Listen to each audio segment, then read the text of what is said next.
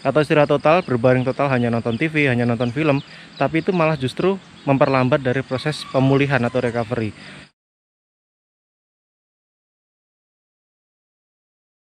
Halo semuanya, selamat datang lagi di channel Julius Kalihaji. Apa kabar kalian? Saya harap kabar kalian baik-baik saja dan sehat selalu. Pada video kali ini kita akan membahas lanjutan video sebelumnya, yaitu mengenai bersepeda 100 km. Di video kali ini kita akan membahas mengenai pemulihan atau recovery, yang nanti akan berisi mengenai nutrisi apa yang kita konsumsi selama recovery, kemudian aktivitas apa saja yang bisa kita lakukan. Kalau misalkan mau olahraga yang seperti apa yang bisa kita lakukan agar cepat pulih. Jadi tonton terus videonya. Khusus untuk kalian yang belum pernah bersepeda jarak jauh dan berencana untuk bersepeda sejauh 100 km, maka selain mempersiapkan dan menggunakan teknik yang benar dalam bersepeda, kalian juga harus mempertimbangkan rencana untuk pemulihan atau recovery agar tubuh kalian tidak mengalami cedera dan cepat untuk beraktivitas kembali tanpa adanya keluhan. Tapi sebelumnya, jika kalian belum subscribe channel ini, maka kalian bisa sempatkan waktu untuk tekan tombol subscribe dan nyalakan notifikasi channel ini, supaya kalian tidak ketinggalan informasi mengenai bersepeda dan kesehatan lainnya.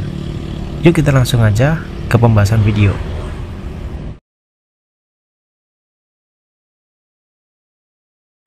Kita mulai dengan sesaat setelah selesai bersepeda, sejauh 100 km. Katakanlah selesai bersepeda pukul 10 pagi. Sesaat setelah tercapai jarak atau selesai bersepeda, maka usahakan kalian langsung istirahat dengan cara duduk selama minimal 30 menit.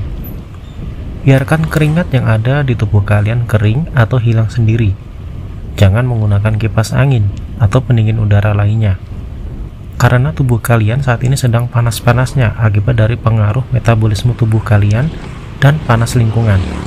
Kalian bisa menyeka keringat dengan handuk atau kain kering.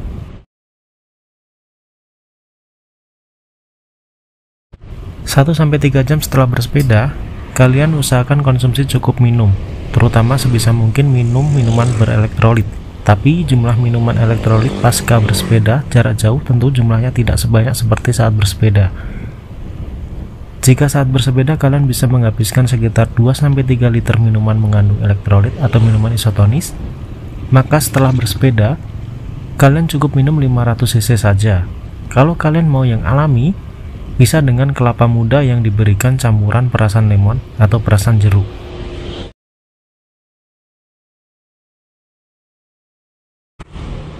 Tiga sampai 6 jam setelah bersepeda, kalian bisa mandi dengan air hangat atau suhu ruangan yang tidak terlalu dingin. Ini bertujuan untuk membersihkan sisa kristal garam elektrolit yang dikeluarkan tubuh melalui keringat serta kotoran yang menempel pada tubuh kalian.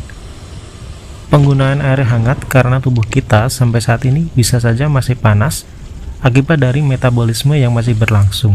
Metabolisme yang masih berlangsung setelah bersepeda ini disebut fenomena afterburning effect, atau istilah ilmiahnya EPOC, excess post-exercise oxygen consumption.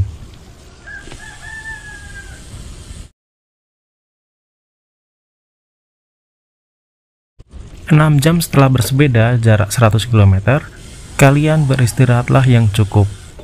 Hindari aktivitas fisik berlebih. Kalian boleh ngemil makanan sehat seperti buah, sayur, atau makanan lain sebagai isi ulang glikogen atau cadangan gula yang sudah terpakai saat bersepeda 100 km tadi. Usahakan untuk menghindari junk food atau makanan tinggi gula.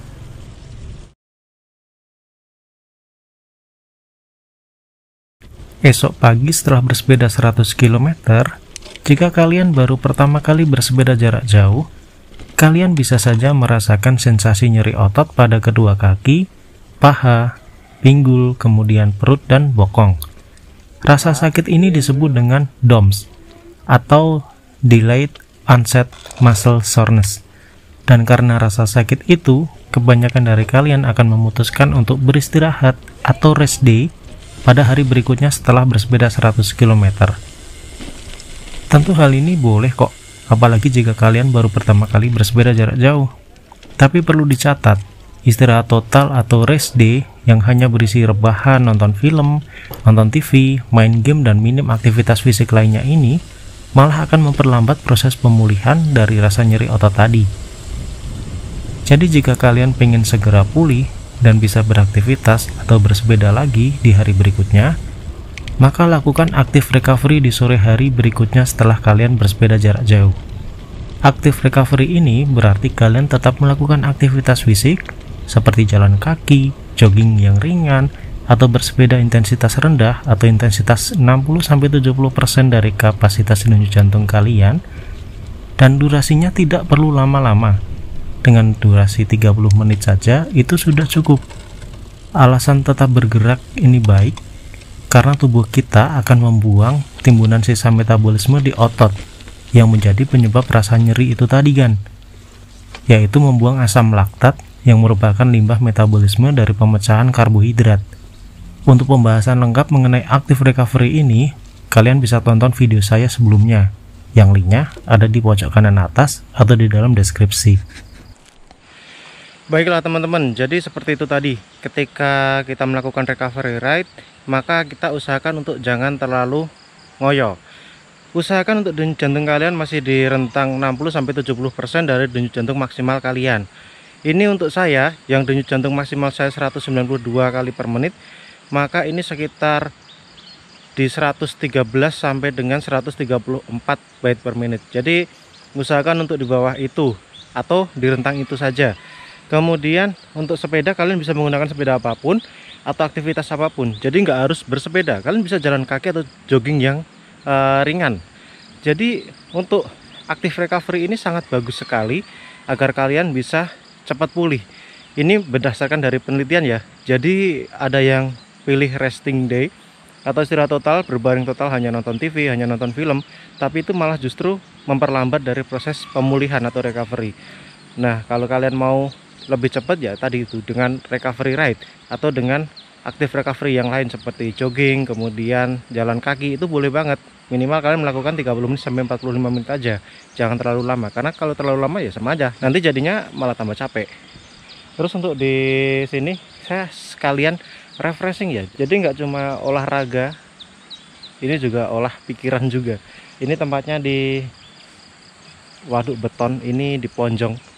Lokasinya seperti ini, luas banget di sini. Kemudian udaranya masih sejuk walaupun udah agak panas dari mataharinya.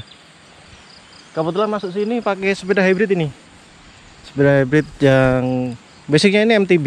Saya ubah jadi sepeda hybrid, dan ini kayaknya salah banget nih, berlumpur jalannya, sepertinya habis hujan.